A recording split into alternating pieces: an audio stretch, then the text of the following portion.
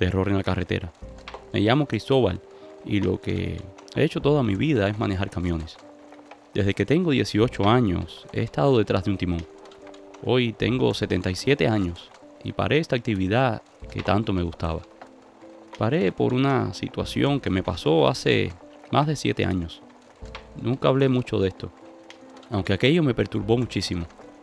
Más de 7 años después, creo que ya estoy listo para contar lo que me pasó aquella noche. Yo trabajaba en una compañía de transporte mediana. Era una compañía privada que tendría unos 10 camiones. Hacía más de 20 años que trabajaba en aquella compañía. La verdad, más que una compañía, lo sentía como una familia. Los dueños eran 3 hermanos que habían comenzado desde abajo. Habían comprado unos camiones viejos y entre los 3 fueron creciendo y reuniendo dinero hasta que lograron crecer la flota de camiones. Ellos siempre nos trataron súper bien, a todos los empleados. Nunca nos faltó un pago y por el contrario, a fin de año, cuando se acercaban estas fiestas, siempre nos hacían regalos, nos daban un dinero extra si estaba yendo bien la compañía y nunca faltó el pavo, los dulces para los hijos y otras cosas que nos regalaban para celebrar las Navidades y el Año Nuevo.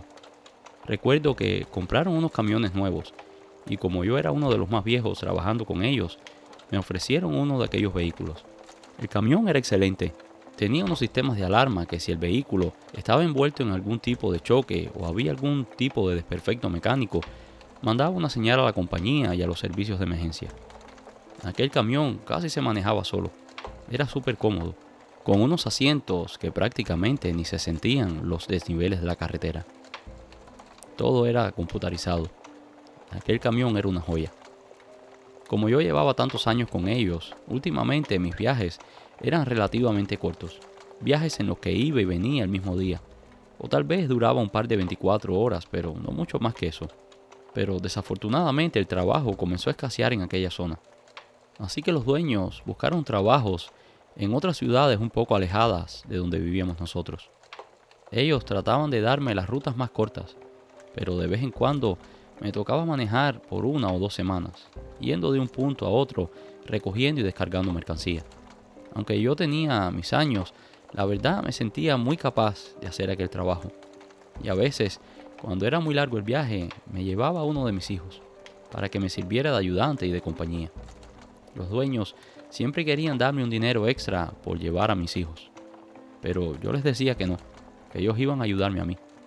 En definitiva, ellos siempre que iba uno de mis hijos, daban el dinero para compensar por el trabajo que el chico hacía. Uno de los últimos viajes que di sería entre México y los Estados Unidos. Tendría que cruzar la frontera, algo que nunca había hecho. Nunca había tenido que dar un viaje internacional. El viaje de los Estados Unidos hacia México, el camión iba vacío, pues iba a buscar una carga de aguacates. Esa carga después sería descargada en Texas y yo regresaría a la casa. Recuerdo que para allá no hubo ningún tipo de problemas, no hubieron dificultades, el viaje fue perfecto. Iba con mi hijo mayor Nacho. Fuimos a una ciudad fronteriza y allí recogimos la carga. Por mucho que tratamos de apurarnos para salir de México de día todavía, se nos hizo de noche. La verdad me asusté un poco, pues había estado escuchando a otros camioneros que decían que habían habido problemas últimamente con los carteles, que habían asaltado algunos camiones y que habían obligado a los camioneros a transportar cosas ilegales hacia el otro lado. Cuando nos iba faltando más o menos 1 hora de carretera para llegar al punto fronterizo, la policía mexicana nos detuvo. Nos dijo que teníamos que desviarnos, porque había habido un gran accidente, a poco menos de 1 milla, y que tenía el paso totalmente bloqueado. Efectivamente, pudimos ver cómo algunos camiones y otros vehículos venían regresando de aquella dirección. Detuve un momento el camión y me bajé. Fui a hablar con uno de los oficiales.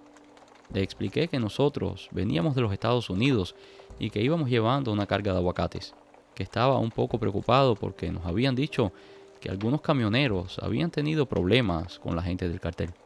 Él nos aseguró que todo estaba bien, que por el camino que nos estaba enviando era totalmente seguro, que de hecho, cada ciertos tramos encontraríamos una patrulla, que ellos estaban allí para guiar el tráfico y también para protegernos, que no me preocupara.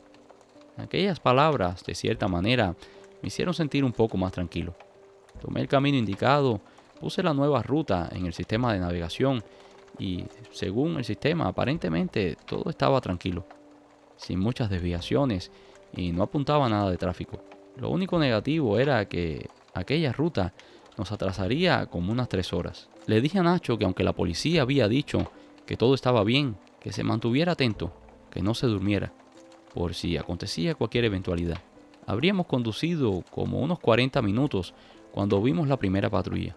En efecto, estaban allí 2 oficiales con linternas y chalecos, reflectores para anunciar su presencia. Lo que sí me parecía raro era que ningún automóvil nos seguía, ni tampoco nos había pasado nadie en la dirección opuesta. Éramos solo nosotros, pese a que antes de desviarnos, detrás de nosotros venía una cantidad de automóviles considerable. La verdad, no sabía si es que estaban desviando los camiones por una ruta y los carros más ligeros por otra. El caso es que seguimos adelante. Habríamos manejado una media hora tal vez, cuando comenzamos a experimentar problemas con el sistema de navegación. La pantalla que indicaba las rutas comenzó como a temblar primero, y después se fue la imagen. Mi hijo me decía que tal vez había sido un corte eléctrico, o que se habían desconectado algunos de los cables que le proporcionaba la electricidad al dispositivo. Después, la radio comenzó a cambiar de frecuencia sola. No se podía escuchar con claridad. Así que nos detuvimos un momento y apagamos el camión con la esperanza de que reseteara el sistema. Pero nada, no fue así. Volvimos a encender el camión y decidimos seguir hacia adelante. Por lo que había visto en el GPS la última vez, era una carretera recta, y casi llegando al final, había que hacer una izquierda para incorporarse a la carretera principal por donde veníamos antes, la que conducía directamente al punto fronterizo. En medio de esto llamé por radio al despachador para informarle lo que estaba sucediendo. Nos dijo que había visto que el camión se había detenido y se había desviado, y que habían revisado la ruta y que en efecto había un gran accidente. Aparentemente había sido un ómnibus que se había salido de la carretera, que habían habido muchos muertos y los servicios de emergencia mexicanos estaban tratando de asistir a los heridos. Nos dijeron que todo estaba bien, que ellos también estaban monitoreando la ruta y que parecía que la carretera estaba despejada. Así que decidí acelerar un poco más. Recuerdo que la ruta se ponía cada vez más oscura y cada vez más tomaba esa apariencia de ser un lugar desolado y casi olvidado. Por mucho que manejamos, no nos encontramos a ningún otro vehículo. Yo un poco que comencé a estresarme, pues según mis cálculos ya deberíamos estar cerca de aquel desvío que nos devolvería a la carretera central. Pero no habían señales ni habíamos visto a ninguna otra patrulla. Para colmos, el sistema de navegación seguía sin funcionar. Y en ese momento, de la nada, vi aparecer una mujer con lo que parecía un niño en brazos. La mujer estaba parada como a 2 o 3 metros de la carretera, vestida de blanco y miraba hacia el frente. En el momento que nos acercamos al punto donde estaba la mujer, echó a correr e impactó con el camión. Mi hijo Nacho gritaba: ¡Para, papá! La mujer se nos metió en medio. Sentimos el golpe en la parte delantera del camión y puedo jurar que sentí cómo el camión pasó por encima de algo. Pero era imposible detenerse.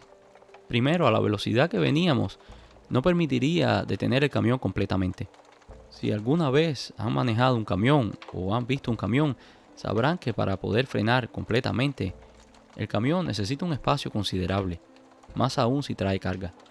Y aquella persona nos salió al encuentro, nos salió casi enfrente. Fueron unos segundos de verdadero pánico. No sabía si se había lanzado o si trataba de pedirnos ayuda y tal vez las mismas luces del camión la cegaron y no supo cuándo parar. También cabía la posibilidad de que se hubiese tirado enfrente de nosotros para terminar con su vida. O tal vez había estado escapando de algo o de alguien que la perseguía y que no vimos desde el camión. Yo sí puedo jurar que vi a la mujer parada en aquel descampado, con algo en brazos. Y aunque venía preocupado y tal vez un poco distraído, sí venía prestando atención a la carretera. Nacho y yo nos tiramos del camión. Corrimos un par de metros hacia atrás, pues seguramente La mujer atropellada estaría o debajo del camión o estaría atrás. En nuestra carrera nos dimos cuenta que no habíamos bajado con nada para alumbrarnos. Así que le dije a Nacho que regresara al camión y que trajera unas linternas. Mi hijo dio media vuelta y corrió en dirección opuesta. Yo seguí corriendo más adelante y buscando a la persona, o lo que fuese que habíamos atropellado. Pero no encontré a nadie. Esperé unos segundos para que mi hijo volviera con la luz, y alumbramos todo aquello, pero allí no había ni un alma. Pensé que tal vez se había cruzado para el otro lado de la senda, y le dije a mi hijo que él caminara por el otro lado de la carretera. Nacho buscó incansablemente, y caminó más allá de la cuneta. Dimos voces, pero nadie respondió. En ese momento, mi celular comenzó a sonar. Lo respondí, y era el despachador, preguntándome si estábamos bien, que el camión estaba alertando de un impacto. Le dije al despachador que nosotros estábamos bien, pero que alguien se había atravesado enfrente del camión. Yo le dije a mi hijo que siguiera revisando, y yo regresé a ver si el camión tenía algún tipo de daño, pero no era así. El camión estaba intacto. La pintura no tenía ni un arañazo. Yo esperaba que por el impacto al menos hubiese algún tipo de abolladura o al menos manchas de sangre. De todas formas, el despachador ya había dado aviso a la policía que venía en camino. Nacho y yo seguimos revisando. Revisamos el pavimento, nos metimos debajo del camión, buscamos marcas de sangre o de algún tipo de fluido. Revisamos las dos cunetas de la carretera en ambas direcciones, pero no había nadie. Minutos después llegó la policía, que venía de la dirección opuesta a la que viajábamos nosotros. Estaban un poco más adelante, apostados allí, como nos había dicho el primer oficial. Los oficiales se bajaron y nos preguntaron qué había sucedido, si estábamos bien, que habían recibido una llamada reportando un accidente. Nosotros le explicamos a los oficiales lo que había sucedido. Aparentemente, los oficiales no le dieron mucha importancia a nuestro testimonio. Cuando terminamos de contarles, los dos se miraron con una mirada como cómplice y dijeron, no es nada, no se preocupen, deberían seguir su camino. Nosotros les dijimos que estábamos muy preocupados por esa persona que había pasado frente a nuestro camión, que tal vez estaba herida y que además llevaba un niño en brazos, que seguramente necesitaría ayuda. El policía nos dijo que no nos preocupáramos. Nos aseguró que todo estaba en orden, que aquel lugar era conocido por estos inexplicables avistamientos de una mujer que se lanzaba frente a los carros con un niño en brazos. Primero pensé que el hombre nos estaba tomando el pelo, como si se estuviera riendo de nosotros, pero por la seriedad de las afirmaciones del oficial nos quedamos callados. Creo que el hombre se dio cuenta de que no lo habíamos creído al 100%. Así que el hombre nos dijo que hacía muchos años, antes de que aquello fuera una carretera, aquello habría sido un pequeño pueblo, que habían destruido precisamente para construir aquella carretera. Que aquellas habían sido pequeñas parcelas de tierras que campesinos muy pobres trabajaban. Decían que hubieron unos años en los que hubo una gran sequía, que aquella pobre gente no tenía ni qué comer. El hambre los estaba matando. Y se contaba que en aquel pedazo de carretera había un pozo ciego, un pozo que nunca dio agua. Se contaba que una joven pareja con un bebé que vivía muy cerca de allí fueron los que peor la pasaron. Decían que el esposo literalmente se murió de hambre, pues lo poco que conseguía para comer se lo daba a su esposa para que ella lo comiera, pues ella estaba amamantando al niño. Decían que después de la muerte de su esposo, la joven ya no podía amamantar a su bebé. La joven, desesperada, al ver a su hijo muriéndose de hambre, decidió tirarse en aquel pozo y acabar con la vida de los dos. No sabía si la intención del policía era tranquilizarme, porque verdaderamente no lo logró. Por el contrario, me puse verdaderamente mal, al grado tal que le dije a mi hijo que yo no podía conducir, que tendría que hacerlo él. Mi hijo tenía permiso de conducir camiones, pero no era tan experimentado como yo. Pero la verdad, las fuerzas no me daban. Los agentes nos dijeron que no nos preocupáramos, que ellos nos escoltarían hasta el desvío que nos devolvería al camino que nos llevaba a la frontera. Después de aquel día sentí que algo cambió en mí. Mis ojos comenzaron a fallarme. Ya no podía manejar en las noches. Muchas veces desperté con la imagen de aquella figura corriendo frente al camión. el sonido del golpe del cuerpo impactando el metal del camión. No se me salía de la cabeza. Me daba mucha ansiedad tener que manejar, sobre todo cuando lo hacía solo. Pensé que era un buen momento para retirarme, y así lo hice. Otro de mis hijos quedó en mi posición en la compañía, y hasta el día de hoy no ha visto nada que se le parezca a aquello que vimos mi hijo Nacho y yo.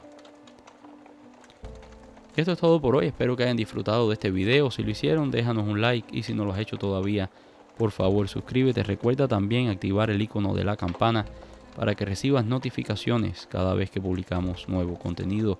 Muchas gracias y nos vemos en la próxima.